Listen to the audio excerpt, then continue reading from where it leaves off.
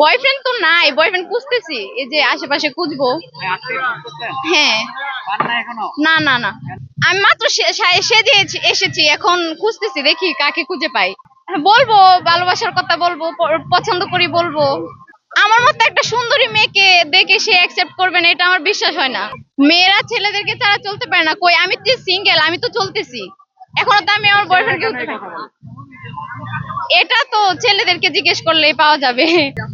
টিকটকে দুইটা লেভেল আছে, একটা হচ্ছে গ্রাম থেকে যারা হচ্ছে, আর একটা স্ট্যান্ডার্ড লেভেল আছে। কারণ অনেক ক্ষেত্রে দেখা যায় যে বিভিন্ন, যে যারা মডেলিং করে কিংবা বিভিন্ন, তাদের হচ্ছে ইনস্টাগ্রাম, টিকটক বা সব সব জায়গাতে এগুলা ছড়াইতে হয়। সেই ক্ষেত্রে ঠিক আছে, কিন্তু যারা হচ্ছে বিনোদনের জন্য করে, তাদেরকে আমার, না না, আমি টিকটকার ছেলেদেরকে পছন্দ করি না। বের করে নিয়ে আসার চেষ্টা করব। না না, দেখা হয় নাই, তবে আমি শাকিব খানের ফ্যান। তবে আমাকে আমাকে সিনেমা হলে নিয়ে যাওয়ার মতো কেউ নাই, সেই জন্য আমি দেখি নাই।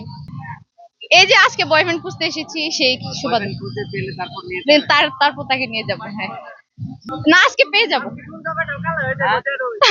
আজকে পেয়ে যাবো, ছায়াতে গিয়ে খুঁজবো, গাছের নিচে নিচে।